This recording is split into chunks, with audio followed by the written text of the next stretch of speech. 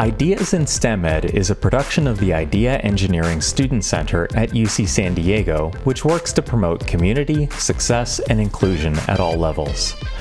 My name is Darren Lapomi, Professor of Nanoengineering and Chemical Engineering and Faculty Director of the Idea Center.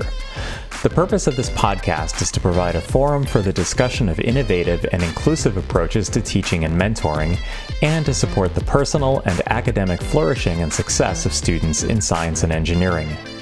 To learn more about the Idea Center, visit jacobschool.ucsd.edu/idea. My guest today is S.K. Sharma, a PhD chemical physicist turned tech entrepreneur working at the intersection of data analytics and popular music. In particular, he is the Chief Analytics Officer of Ingrooves, which was acquired by Universal Music Group, which itself recently had an IPO in the 11 figures. Since then, SK has become philanthropically active with interests in educational access, children's health, and business education. For the last few years, he has been an entrepreneur in residence at UC San Diego's Rady School of Business. SK, welcome to the podcast. Darren, thank you so much for having me. Tell us a little bit about your background, starting with how you became interested in science and engineering. Yeah, absolutely. I get that question often, and my answer is typically unconventional, but I really hope inspiring for students who come from non-traditional backgrounds. I didn't grow up the children of scientists. I didn't grow up ever being branded as someone who was going to go into science. I sort of sucked at math. Never really had too many ambitions. I grew up in a rather underprivileged part of Los Angeles. But I was fortunate enough to be surrounded by people who didn't blow me off when I asked questions. And if they didn't have answers to those questions, would typically, point me to a library in some random direction. And of course, as a child, I had no idea how to find those answers. And so it really wasn't until much later, until college, where I was actually an English major and I was told I couldn't write. But it happened to correspond with the same term that I was taking a chemistry and physics GE class, that I was like, okay, well, if I'm going to, flunk out and fail as a writer, maybe I'll try the science thing. And it just sort of stuck.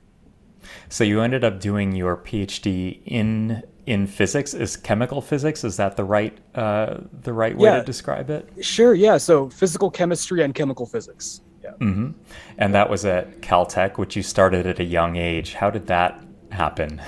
Yeah, absolutely. Yeah, no, you're right. I started my PhD at Caltech when I was 19, and it sort of goes back to the first part of the story that you opened the door to. Growing up the way I did, I didn't really have a lot of role models or positive reinforcement in my life as a relatively young child, outside of getting a couple random questions answered, right? And so I thought I was a bad kid. I got kicked out of school when I was 13 or thereabouts, and just was sort of on a bad track. We didn't have the economic resources to secure different types of schooling. So I was encouraged to take effectively my GED, the California High School Proficiency Exam, and then was told I had to go to some sort of school. So I went to community college, took the SAT, did extraordinarily well. And that really, thankfully, changed my life and opened a lot of doors. But yeah, that's really what led to starting undergrad early. And then, of course, grad school was sort of a natural progression coming out of backgrounds like you and I from undergrad. If you had to do it again, would you still have gone to grad school in hard physical sciences? Yeah, that's a really good question, Darren. And I think, you and I have certainly thought about these things in different incarnations, I'm sure, alongside other folks. And I would say very much so. I would say, given the types of backgrounds that you and I have at very rigorous, demanding places, I often tell people, whether it's Caltech or Harvard, but it's really more about the way you think, right? It's sort of like the purpose of a liberal arts education, right? It's how to think and how to solve problems and how to really pressure test things in a rigorous way. I apologize, I'm using the word rigor quite a bit. I'm not quite as polished as you are. We like that word. That's good, okay. Good. Thank you. I appreciate your support. But it sort of helps you stay away from the Columbus effect, which we see a lot of in data analytics and AI these days. People go, good God, I discovered what is potentially a correlation, but I'm going to call it a causal effect, and I'm going to write about it and brag about it on LinkedIn. Typically, most of those individuals don't have hard science backgrounds like we do. So I would say, yes, I would do it again because it's been incredibly beneficial. Just the way of thinking, not actually knowing what a muon is, but just sort of the way of thinking that you and I kind of cut our teeth with, I think is extraordinarily helpful every day.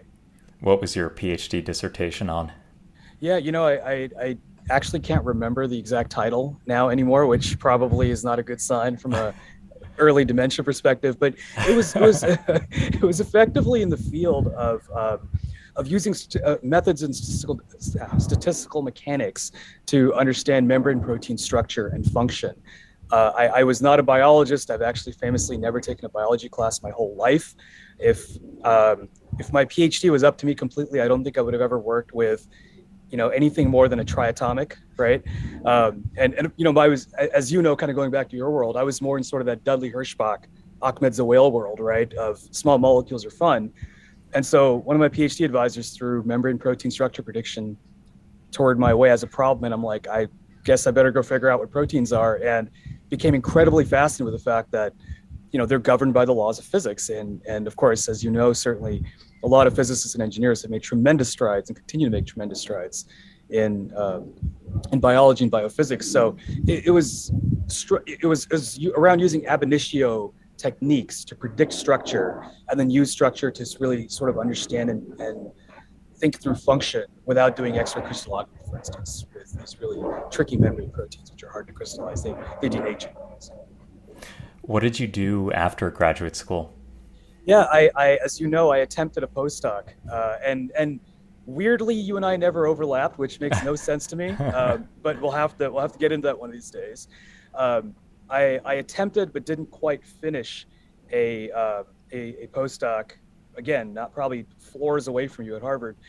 I think I realized rather quickly that I probably wasn't going to be an exceptional independent scientist, and that's, you can throw in that some insecurity, you can throw in that some just perhaps a lack of motivation and concerns about the funding climate. But I really wanted to teach and I wanted to do research with undergraduates, but I didn't feel like I really had the wherewithal to follow after your mentor or my mentor, right? And so I think for me, it didn't really feel like I was going to be in academia long. So I went into a couple different places. I went into investment banking. I was at Goldman Sachs for a little bit.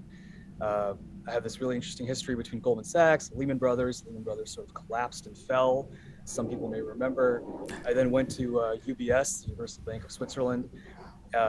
Weirdly came back to academia for a really quick stretch, and was a professor at a primarily undergraduate institution, and then left academia again. So, it's sort of tough to figure out what I want to do when I grow up, I guess. But yeah, it was along those lines, somewhere in management consulting, but ended up in venture capital about 9 years ago. And what do you attribute your movement from venture capital into music and data analytics? Yeah, I've certainly thought about that quite a bit, and I think I attribute my, I'm as you know, I'm very tongue in cheek and very self-deprecating, and so, when I say I didn't have full faith in my ability to be a strong, independent investigator, that probably manifested in the fact that I was interested in so many different things as an undergrad and as a grad student, and as a postdoc, and as you know far better than I do, given your tremendous success and publication record. I mean, you've got to focus. You can do a lot of things, but you really have to focus and demonstrate exceptional ability in certain areas. So I would say, for me, I've always been interested in many things, and I don't want to say I'm problem agnostic. I'm sort of field agnostic.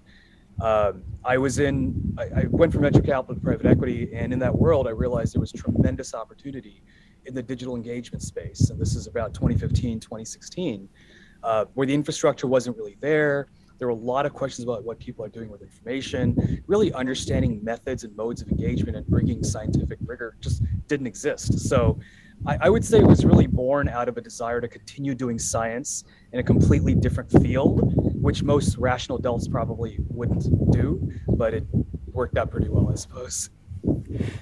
Did your entry into music in particular, I mean, you could have pursued consumer electronics, like, right, doing this kind of analytics in the automotive industry and, selling TVs, but it was music.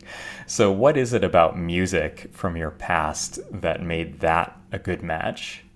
Yeah, well, Darren, you are an exceptional interviewer because you're going to go really deep here. But um, yeah, sort of alluding back to how I grew up, we didn't have any money. Uh, but the one thing about growing up, certainly where I did in LA, was you could turn on the radio and listen to 8 different genres of music.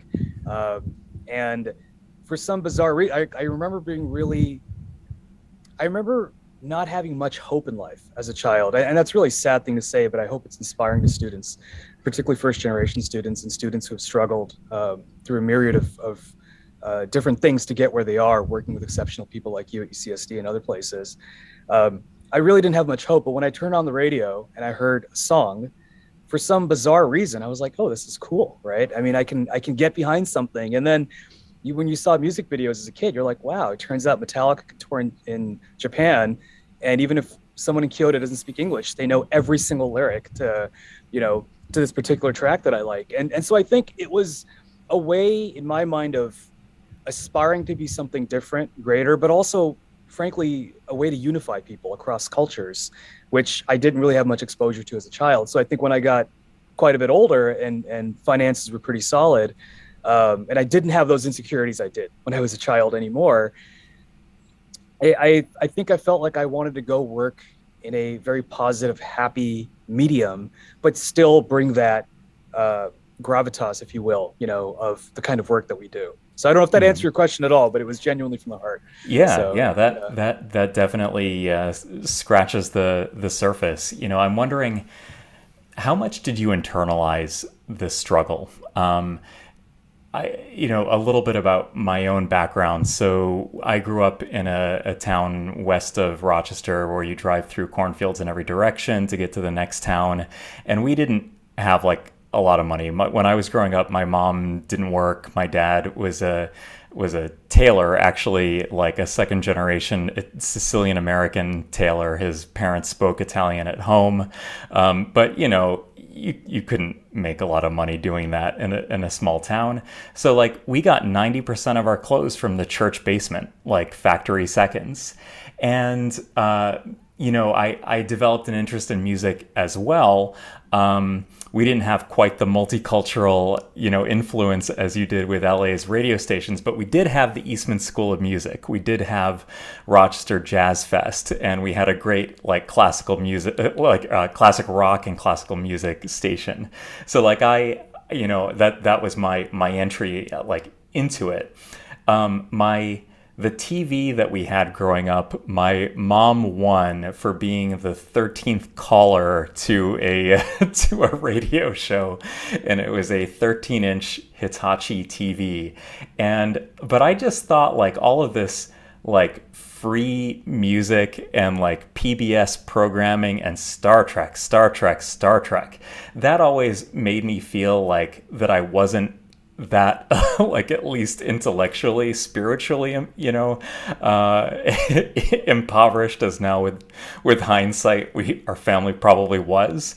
But I'm kind of wondering, this is probably a big question, but how much did you internalize that, being from a first gen background?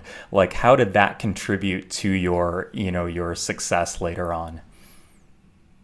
yeah, first of all, Darren, that is an incredibly touching and, inspiring story in and of itself. I knew a little bit about them, but I didn't know all of that about you. And it certainly just makes me respect you and your trajectory and your success even more.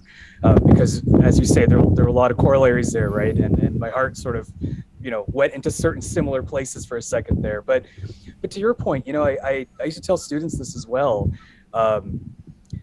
It's good to be hungry. And if you aren't born with particular social capital or privilege, but you do have the ability to work hard, perhaps take fewer risks than other folks who perhaps have a stronger and bigger safety net, and try your hand at something that is perhaps not completely objective, because we certainly know science is not objective, or at least the evaluation of scientific criteria. And there are subjective criteria there. Much more gray zone than we tend to give it Yes. credit for. Yeah.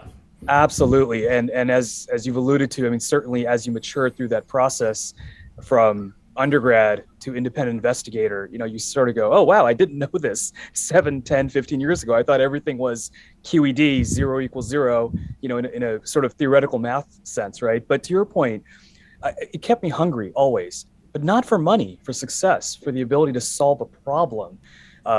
And sort of further to the background that we have, initially it was in math and physics, right? Because that was the obsession. It was like, oh, I'm going to learn everything I can about quantum mechanics, and people say it's hard. I believe it's hard, but by God, I'm going to learn it, right? I'm going to explain it, and I'm going to teach it. And then, as you know, there's an elegance in going through like Fermi and Fermi's thermotext, for instance, and just sort of make notes and doing side derivations. So I think getting lost in that world was frankly driven by a desire to succeed in what I then thought was a completely objective world, right? The objective world of scientific pursuits and publications and success and all that sort of stuff. So, I was like you as an undergrad, I was obsessive about all that stuff. And frankly, that continues to be a big part of what keeps me going today. Is I want answers. I want the right answers, and I'm willing to work hard to get those answers. And I'm very thankful that the team I have around me embody those traits as well.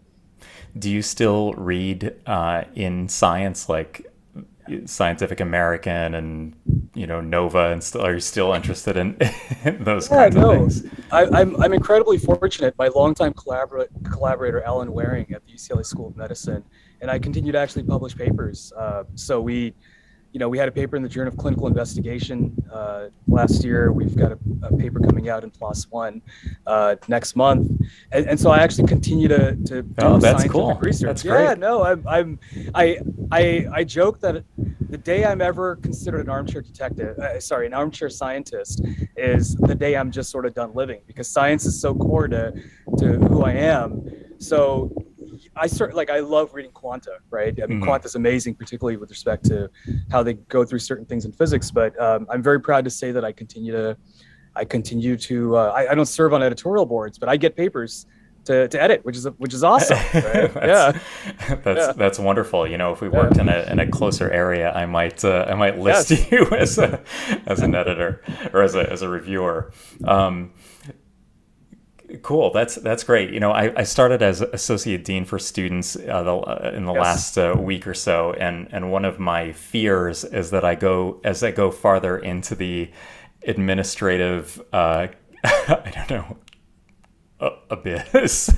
Okay, I didn't say that, but will I still be a scientist? Will I still think in those ways? And I think, even when I'm far retired, there's always something that I can think about and submit to, like sensors and actuators Q or something. Yeah. I should go back and correct my own bio. So when I was like 7 years old, my mom did go back to work, and it was like barcoding books in the basement of the library, and eventually she became acting director of our library, and then did her MS degree at the age of 67 or 68. So anyway, just a shout out to mom there. So in your current business, you got into music in data analytics. To what extent in this area does the analytics inform the music and what gets produced, or is it all the other way around? Is it a one-way street or a two-way street? Yeah, what I would say is given our backgrounds, but also I think just our appreciation of sort of holistic learning, holistic with a W, right? Not an H necessarily, but sort of the body, the mind, the arts, the sciences. I know, because I've talked about this, like we have deep respect for the creative arts. And so I always start this conversation or any such conversation with being a music lover and a music fan. I have zero desire to play in AI created content. It's just not something I ever want to do. I'm a failed drummer. I'm really not very good, but I love jamming when I can. And, when I'll go to a small place and I'll see folks just jam out, really, even if there's 4 people in the audience, you pick up that energy, right? And, you realize that being human is just a beautiful thing. And benefiting from that creativity at scale, at least to me, is incredibly important. So this is a very long way of saying we really try to focus on the facets that, one, describe engagement with musical content, and then two, work to understand those facets, which through machine learning and embodiments of AI, certainly we know, you and I know the difference between, weak and strong AI. From a marketing perspective, everyone talks about Westworld like it's going to come tomorrow, right? But that's certainly not where we are. Um, so I'll just stick to the machine learning piece, because it's easier to invoke. But we really sort of focus on how we can build a prescriptive analytics approach to understanding what marketing levers can be pulled in certain areas for certain content, or use something like transfer learning to address our cold start problem, where we have a new artist, a new market, a new genre, and we're curious about understanding how this particular artist might perform and what sort of audience they're going to build. And then inevitably, if you release a particular track, how that track build an inevitable tau decay profile looks like, right? And of course, sometimes we don't really talk to artists about decay profiles. That doesn't sound like the nicest thing to say.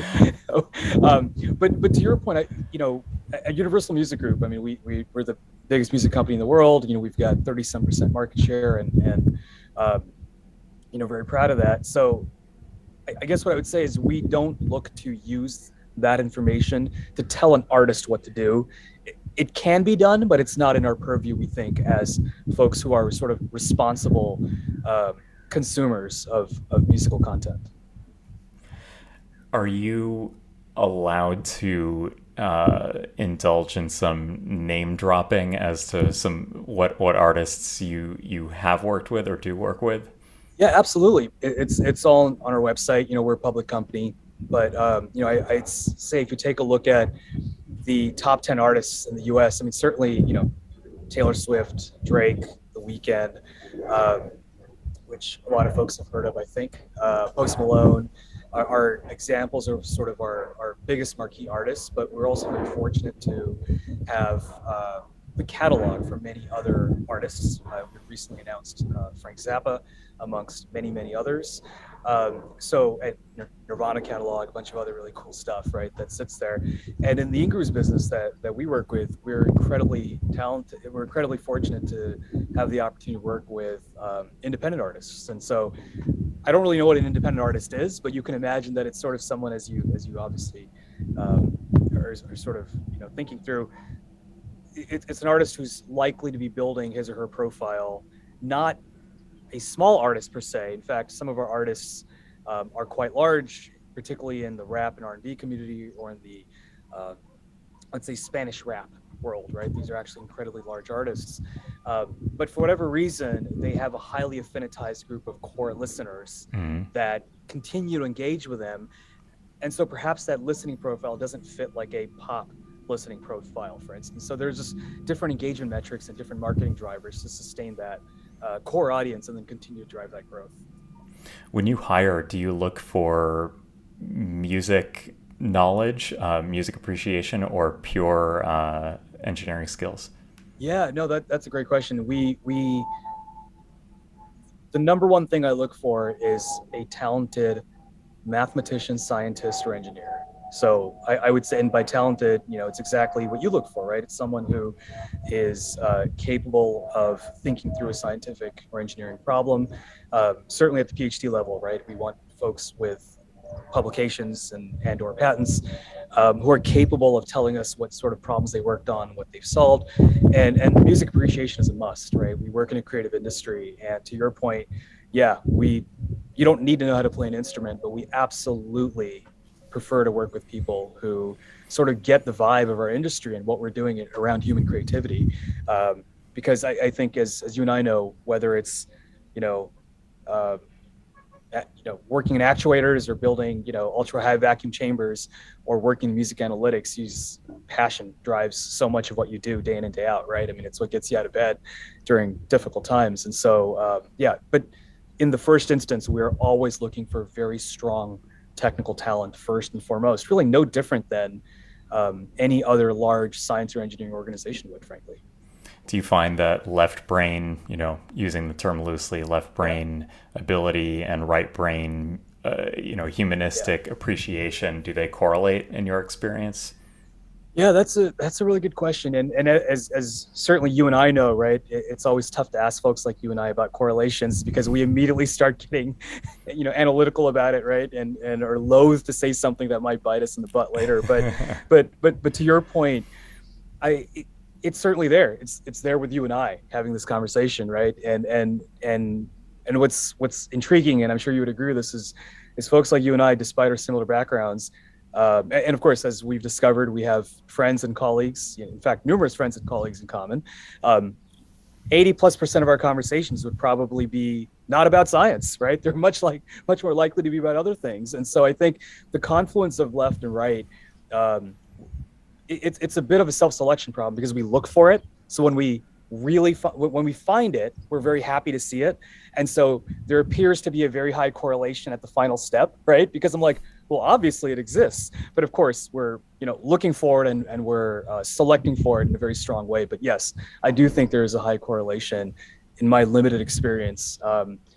But you just, as it can go the other way as well. And you certainly don't want to, for our business, you don't want to work with folks that are too into that stuff. So, When you have a qualified candidate who somehow fails the interview or doesn't get a job, what are the most common mistakes they make? yeah, well, I would say, particularly with folks from strong technical backgrounds, as you and I are talking about, I'd say the inability to be concise can be problematic at times, particularly when talking through uh, a fairly sophisticated problem. Certainly, it's something you and I have to do all the time when we're out at conferences, or even through reviewing papers and things. That appears to be something when folks drone on incessantly, and some of that is obviously practice, right? I should say you're Um, doing awesome at this as a podcast guest because I'm like nearly exhausted my ideas of what the things to ask. Actually, I'll come up with more stuff. I was But going to say, I'm sure you've got a list. we're at the 28-minute mark, and anyway, you're very good at this. Well, So thank you, kudos. Darren. I appreciate that, and I don't do many of these, and so when you invited me, I was elated. Um, and I mean, and to your point, I think sort of knowing and reading the room and understanding when to go QED versus take those cues and go, would you like me to drill down a little bit further, or that's really as far as we got. That's one thing. Another thing, frankly, just to the extent that it's helpful to students and postdocs and others, is humility, right? I mean, it's very easy to think in academia, in some parts of academia, that you are the world's expert about something, or you've got X papers. But as you and I have experienced often painfully in the real world, most people don't really give, right, two cares about those things once you step out of the hollowed walls. And so we're looking for people who also have humility. And we notice at times that, arrogance is very easy to spot, and we don't want that. I'm probably not. I probably shouldn't curse on this podcast, so I will. The Yeah, people who would have cared have already dropped off. That they're somewhere in this awesome, early part of the decay awesome. function. Yeah, exactly. Well, then I'll just be blunt and say, our number one rule for hiring is no asshole rule. We don't hire assholes. We just don't. We want harmony, we want peace, we want stability. Now, we look for diversity in thought and diversity in life experience, and certainly gender and ethnic diversity and all those things. But fundamentally, we want good, kind-hearted people that um, understand that we're all solving problems together. And unfortunately, at times, hiring very strong, or scientists with very strong individual contributor backgrounds, at times they tend to perform poorly in interviews where you ask them to solicit input from a broader team. So I bring my team in, for instance, and we sort of do like a group interview, if you will, or we do a case study, or we do a proposal, like no different than one would do when applying to a scientific job. And it's a conversation, right? And at times you can tell people go, oh, you're just not understanding it. Well, immediately I know that that's not someone you want to work with, because you Mhm. can't espouse those traits in any professional work environment, particularly these days. It's just not appropriate. Do you ask the candidates to do like a chalk talk, like solve problems on the spot? We don't do that. What we really So I should rewind and say we've tried a lot of different methods over the years, right? And different things work for different businesses. What we found is throwing someone into the problem as if they were part of the team is probably the best way to assess their ability to work with our team. And so while we don't solicit a chalk talk, we'll have a conversation. I'll go, hey, here's a topic. I would love to see a brief proposal on how you would address this topic based on publicly available information. Please cite references, provide, which tells me they should obviously go to the literature. They should sort of take a look at the business market, if you will, and evaluate publicly available information about our company and the industry. And then bonus points if they go ping the Spotify API and figure out a thing or two, right? Which many successful candidates do. But to your point, Darren, as we're going through that proposal and analyzing it, we might go, well, oh, this is interesting. So you've got this distribution function, but I don't really see how you go from here to here. And the implication then is one would simply go, oh yeah, let me walk you through it, right? So there's sort of a implicit chalk talk at times, but only when we're genuinely trying to understand something, not to put anyone on the spot for no purpose. What would you change, if anything, about undergraduate education in engineering or the physical sciences? Yeah, no, you've touched a thing that you and I have spoken about, and let me comment briefly on a previous point that you made. First of all, I absolutely thank you for doing the job that you're doing now in student services. It's exceptionally important to have right people there, with whose heart is in the right place, but whose science and contributions are also unassailable, right? I mean, it's and I mean that sincerely, because you don't always get that mix, right? Where a student can go, here's a kind, empathetic professional who happens to be a professor who can also sort of understand parts of my background and how I grew up, but also a damn good scientist or engineer who's very good at speaking and publishing high quality, high research, papers, has won a bunch of awards. So just on a personal note, I just want to say that, I really appreciate the job that you Thanks, have SK. undertaken. I appreciate that. Thank you. So, coming back to that, going back to that earlier point, I really think the purpose of an undergraduate education should be to learn how to think and how to solve problems. And I worry that in certain instances, and I don't think UCSD is a problem here at all, but I worry in certain instances, there can be an emphasis on things like rote memorization. There can be an emphasis on recalling facts that perhaps are immaterial to how one would actually work in real life, either in a job or potentially as an independent investigator. I always go back to, I remember taking this chemistry class where this one kid was absolutely impressed with being able to recall, the molecular weight of methane or something, right? Because, and a professor was like, everyone here should be able to do that. And you're like, well, but why? I mean, I can if I do it enough times, but why? What does that really get me, right?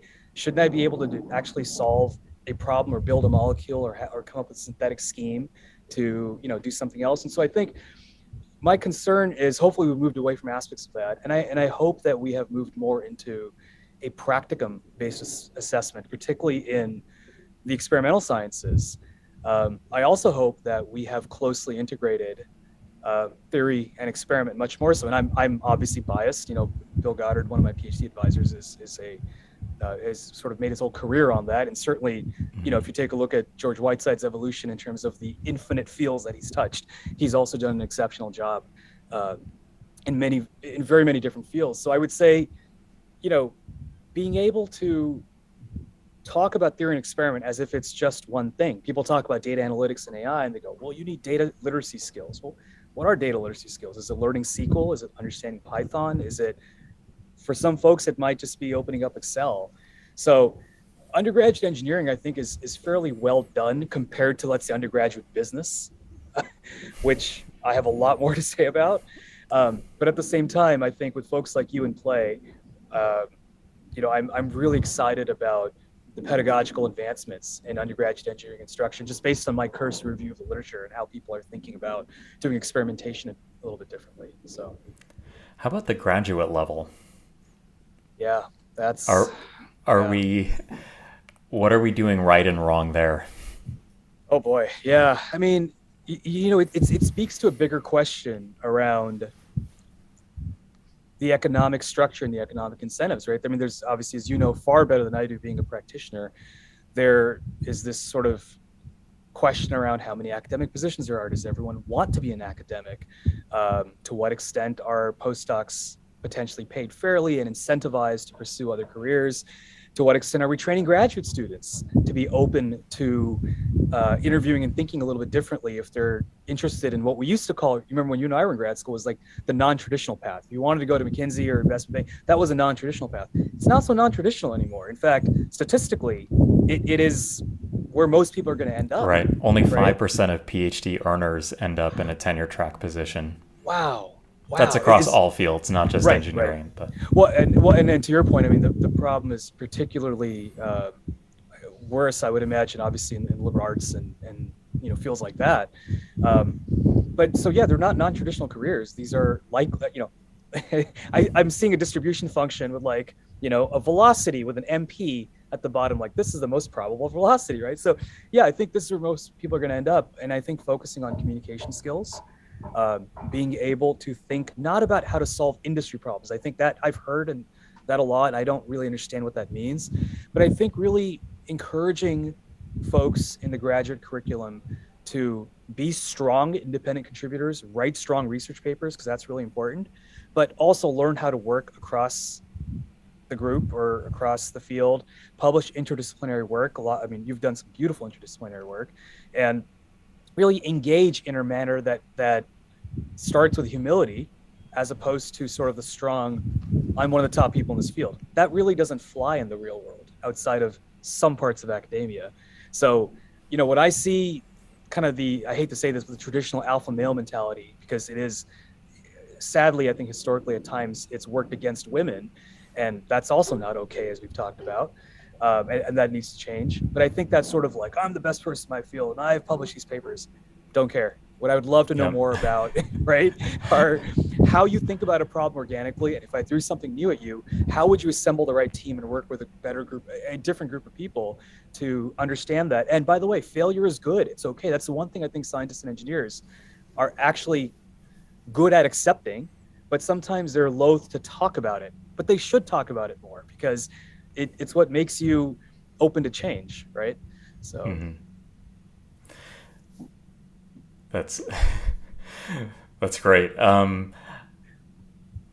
Did you want to weigh in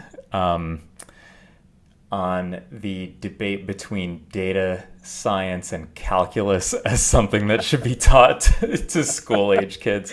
This is something that Freakonomics, Stephen Levitt talks a lot about. Right. So you mentioned something earlier. I just want to know if there was more there.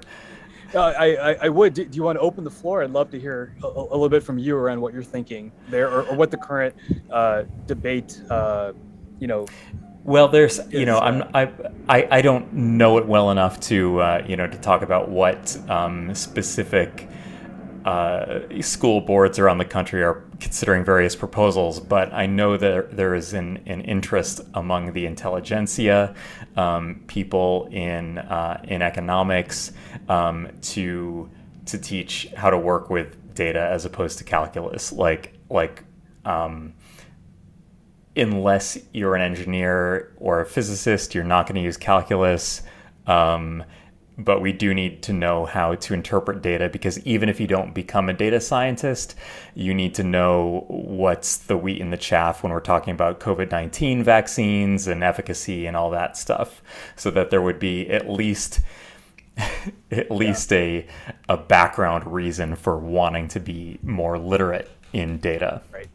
Yeah, no, thank you. That's very helpful. That's a very helpful contextual perspective. And I suppose my thoughts are, to your point, as long as we're not taking away from the fields that need calculus, certainly physics and engineering and chemistry, right, where at last I checked, it absolutely must be a requirement to take multivariable calculus and understand what a norm is and what spherical polar coordinates are, and better even if you've got diffie-q and I suppose linear algebra should be a staple for a lot of people. I don't know what is and isn't these days, but to your point, I think, like most things in life, people tend to pick a camp, and then they tend to be defensive of the camp, as opposed to really thinking about, what are we trying to defend against, right? What is this offensive front? Is it failure rates in calculus? Is it because calculus is a gating course at times and there's a potential to see a precipitous drop off where people don't go into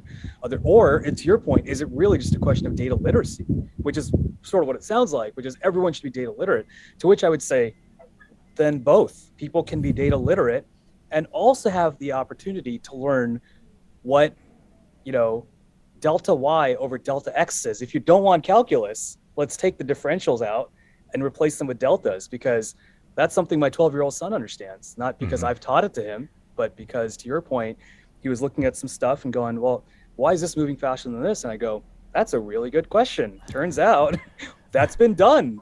Darren, you may know this far better than I do. I'll have to dig it up, but I don't know if we talked about this last time we got together, but there is a paper, allegedly a scientific paper by a physician that delineates a novel method of mathematical analysis, wherein if you have a curve and you break up what's under this curve into a bunch of really skinny rectangles, and you add up all those rectangles, you effectively get the area under the curve. So of course, as people know, I'm joking here. I'm not joking about the paper. The paper exists, but it was a physician who never took calculus, who effectively, was like, I've got this great idea about how to understand what's under a curve.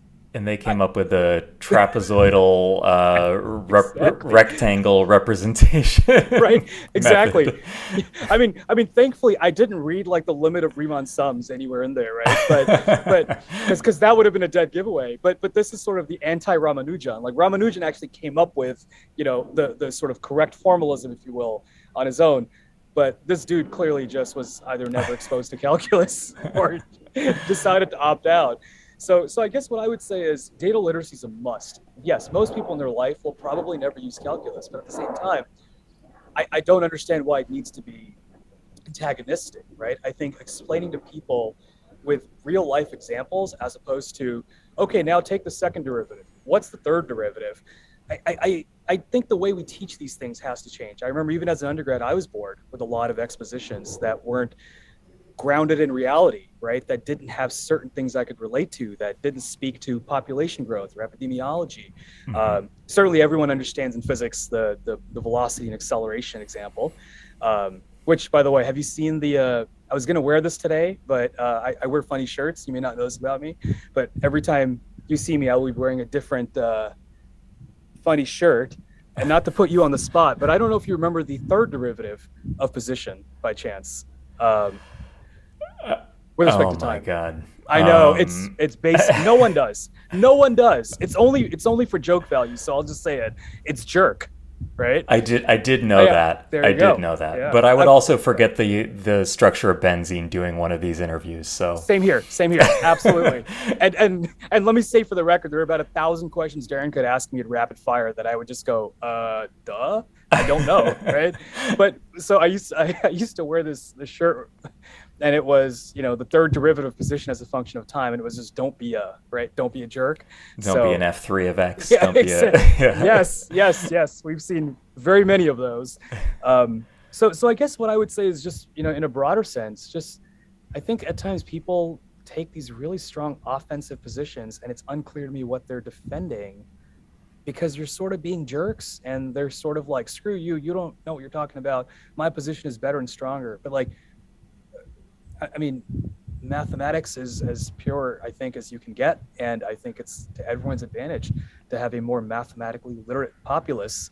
Otherwise, planes don't fly and bridges don't stay up. So drugs don't get made.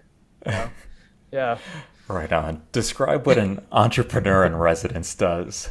Sure. Yeah. I've been incredibly fortunate to have the opportunity to work with folks like yourself, and also have to give a strong shout out to your colleague and friend and my very close colleague and friend, Todd Pascal, as well. A previous guest on Ideas in STEM Ed? Yes, exactly. Todd is, hands down, one of the smartest humans I know. There are a lot of smart puppies, that I'm aware of. And I don't know, but Todd is definitely one of the smartest humans I know. But going back to that, I think it's an interesting thing, right? Because you sort of get to the point.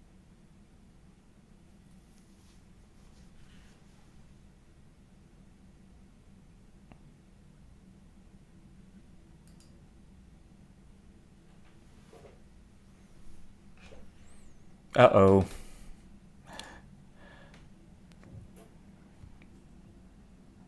Oh goodness, I don't know what happened. Sorry, I just got kicked out of the room, or maybe the internet dropped. Yeah, But welcome to 2022. someone at your ISP didn't take calculus.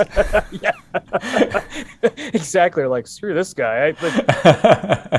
Trig is where it ends for me. I will go no further. I am not interested in understanding how trig I functions I change. know something about chords and tangents and Exactly. the Yes, chord theorem. All right.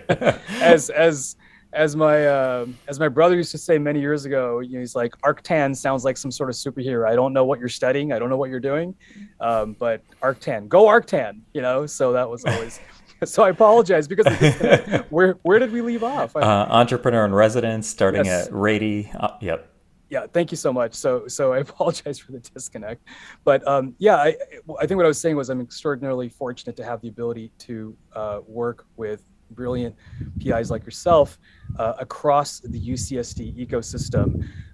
But more importantly than PIs, because folks like yourself sort of know what you're doing, it's really the opportunity to engage with undergraduate students, graduate students, postdocs, and staff to work on different facets of commercialization, all the way from early stage ideation, which, as you certainly know, Darren, given your background and the stuff that you're working on these days, there are a lot of really good ideas that emerge from a lot of really bad ideas, and that's perfectly okay, right? Mm-hmm. Being able to talk about that in a comfortable, safe environment and being able to pressure test those things allows you to sort of set up a filter, which then goes, okay, by the time I get to this formulation of a company or a POC, proof of concept, is this something that I can use to attract funding? Can I actually build a company around this? Will people pay for this? So there's a lot of things that go through that. And so what entrepreneurs and residents at Rady serve to do are engage with effectively any member of the UCSD community who wishes to inquire, uh, pressure test, seek support for, whether it be probably not necessarily financial, but really much more so around strategic advice and guidance on how to start my company, how to write a business plan. And then, of course, yes, we are available to open a Rolodex and potentially our checkbooks to take that to the next stage as well. So at a very high level, that's really what I think the role is about. And it's something I couldn't be more thankful for. Speaking of some of these sort of extracurricular activities, and you've mentioned some impact investing, and also I know that you've become active in the San Diego community in supporting other types of societally important causes. Can you tell us a little bit about what your strategy is in that area? Yeah, absolutely. I think to the point that you made early on, particularly given our backgrounds, I think education is very important to me.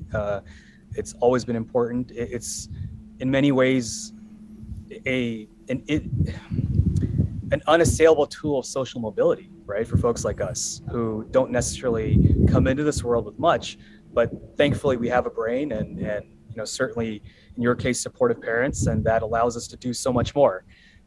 So I think we have a responsibility to recognize the good things about education and support those, but also, to your earlier point, be open about things that can be done differently or done better in order to further um, educational attainment goals, not those set by some bureaucrat, but those set by someone like you, for instance, right? Where you're on the ground every day, you're taking a look at what happens on the mathematical. Are people right? Are they in a position where they can actually read the literature and write a thorough, reflective um, review paper or position piece, whatever you want to say? So those are the types of things that we think about on the educational side, and then particularly in light of the recent Supreme Court decision, I think certainly the word used earlier, humanist, right? I mean, folks like you and I are humanists. We care about people as individuals, and I mean, I I think, like many of us, I'm completely boggled by how a group of individuals who are so decoupled from women's rights have the ability to make life-altering decisions. And so we care a lot about understanding, or we care a lot about focusing on things that go to gender equality, for probably is the best way I can describe it, and recognition of humanistic behavior is independent of your Hmm. background, because good God, why should that define that? But and that's sort of the philanthropic side. Then on the business side, yeah, I continue to angel invest in promising companies. What's very important for me is that they be led by scientists or engineers. That is, maybe it's something that folks don't subscribe to, but I subscribe to it passionately.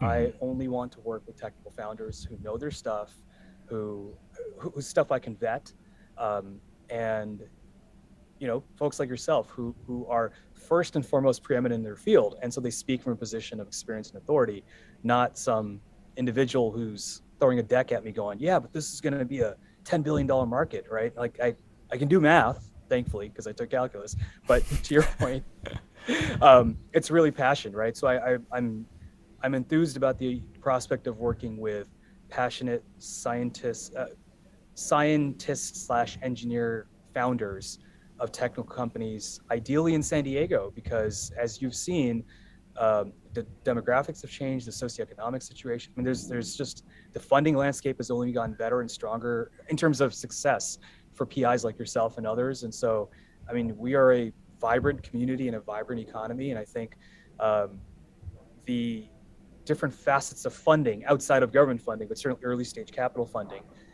should reflect that. And I frankly don't think they have. I think San Diego is underserved in many ways in that respect, Hmm. outside of biotech. Yeah. Yeah. Final question. What is the last song that you streamed on purpose or remember Ooh. streaming on purpose? Oh, dude. Wow. I love that. Darren, I've got to tell you, I think we talked about this too, but the one thing that we found was years ago when we started looking at behavior and we started modeling network effects, right? And I am actually famously not on social media just because it's just not for me. But as you know, people sometimes go on social media and go, I love this song, right? Or I listened to this song 100 times. And in the early days where you had user level information, we haven't for years, and that's a good thing. Um, the way people stream in the privacy of their vehicle or their home is oftentimes very different than statements that they make, right, on social media about something they've heard or something they love. So I bring that up to say I will answer honestly. Um, so mine's a bit biased because I brought up Metallica earlier. I saw Metallica in Vegas. I don't know if I mentioned that or if that was before or after we got together. Um, but that was not the last thing I streamed. Oh, yeah, it's coming to me. In fact, if you'll indulge me for a second, I don't want to get this wrong, and I want to shout out right. So I want to get the band name while right. while you're looking that up, Sure. I'll just give you mine. Yeah, please. It was oh, what is it? It's by the Blind Boys of Alabama, but it was the song of the theme to the first season of The Wire. Yes. And, Yes. but it was a cover for them, even though it sounded, I don't know, more it sounded, as my daughter would say, more better than the Tom sites I anyway. All I'm a right. huge fan of the Wire. I'm a huge fan of the Wire, and I actually I own the musical score on CD still because there were some really good tracks there. So I know exactly what you're talking about, and I'm gonna pretend like I. Down in the hole, way down in the hole. Oh yes, Yeah. exactly. Yeah, yep. I'm gonna pretend like I don't have a bunch of you know, really sad, emotional stuff here on my playlist. But what I was thinking of was Roads by a band called Rose of the West. So yeah, it was just if anyone wants to go check that out, it's something totally different. But yeah, anywhere from Pearl Jam to Seeger to Eminem to To Tool, probably as we've discussed. yes, I forgot about that. the, Yeah, the Engineers band. exactly. Well, and so much of punk rock as we talked about as Right. well, right? I mean, there's so many punk rock punk rock leads folks who have PhDs or scientific backgrounds. It's just sort of a fun coincidence that makes sense when you actually think about what they're talking about. So, yeah. All right. SK Sharma, thank you so much. This was wonderful. Darren, thank you so much for the invite and for your time. I really enjoyed this and can't wait to do it again. Thank you. Thanks for listening to Ideas in STEM Ed, a production of the Idea Engineering Student Center in the Jacobs School of Engineering at UC San Diego. This episode was edited and engineered by Sky Lee, with theme music written and performed by John Viviani. Title art was created by Caitlin Wong. Special thanks to Sarah Eckerd for guest booking and marketing. The Idea Center works to promote community, success, and inclusion at all levels.